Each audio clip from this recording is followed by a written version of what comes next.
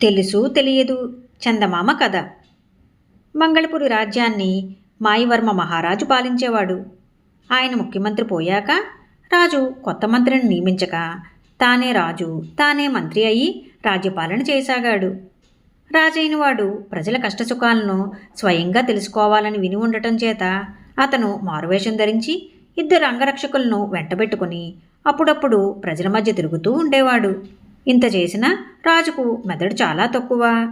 ఒక రోజున ఆ రాజు మారువేషంలో తిరుగుతూ ఉండగా ఒక ఇంట భార్యాభర్తల మధ్య వాగ్యుద్ధం జరుగుతూ ఉండటం వినిపించింది.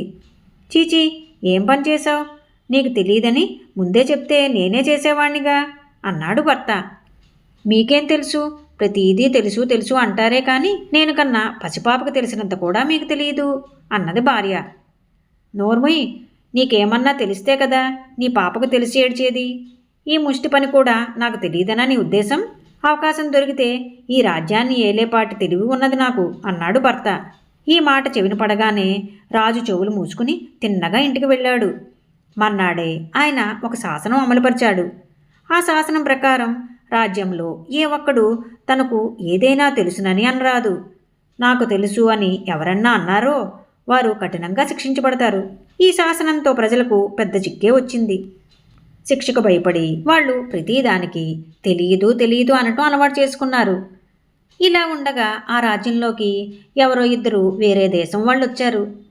తాము ఎవరిని పలకరించినా తెలీదు, మాకు తెలీదు అనే జవాబు రావటం వాళ్ళు గమనించారు. వాళ్ళు ఒకచోట కొంతమందిని సమీపించి ఏదడిగినా ప్రతి ఒక్కరూ తెలియదంటారేమిటి అని అడిగారు. తెలీదండి, మాకేమీ తెలీదు, మీరు అడిగే సంగతి ఏదీ మాకు తెలియదు అన్నారు అక్కడి వాళ్ళు. ఇదేం దేశంరా, పాడు దేశం, ఎవరినేమడిగినా తెలియదంటారు అని ఆ 2 విదేశీయులు తమలో తాము అనుకున్నారు. ఇదంతా జరిగేటప్పుడు రాజు అక్కడే మారువేషంలో ఉండి ప్రజలు అన్న మాటలు, విదేశీయులు తమలో తాము అనుకున్న మాటలు కూడా విన్నాడు. అందుచేత రాజు మర్నాడు ఇంకో శాసనం జారీ చేశాడు. దేశంలో ఎవరు ఏ పరిస్థితిలోనూ తెలియదు అనే మాట అనరాదు. అలా అన్నవాళ్ళు కఠిన శిక్షకు గురవుతారు. ఇప్పుడు రాజ్యంలో తెలుసు అనే మాట కానీ తెలియదు అనే మాట కానీ వినిపించరాదు. ప్రజల నోళ్లు కట్టేసినట్టయిపోయింది. ఇదంతా విదేశీయులు ఉండగానే జరిగింది కనుక వాళ్ళ పని బొత్తిగా పాడైపోయింది. వాళ్ళు రాజుగారి దర్శనం కోసం వచ్చి రాజుగారికి ఒక లేఖ పంపారు. అందులో ఇలా ఉంది: మహాప్రభు, మేము మరొక దేశం నుంచి వచ్చిన యాత్రికులం. మీరు చేసిన నిషేధాజ్ఞల మూలాన మాకు నోరు తెరిచే అవకాశం లేకుండా పోయింది. విదేశస్తులు కావడం చేత ఇది మాకు చాలా బాధగా ఉంది. మీరు ఇలాంటి నిషేధం పెట్టడానికి తగిన మూల కారణం ఏదో ఉండి ఉంటుంది. దాన్ని మీరు మాకు తెలిపినట్లయితే ఇప్పుడు ఏర్పడిన పరిస్థితిని చక్కబరచగలమని మనవి చేసుకుంటున్నాం. రాజుగారు విదేశీయులను పిలిపించి తాను మొదట విన్న భార్యాభర్తల సంభాషణ గురించి చెప్పాడు.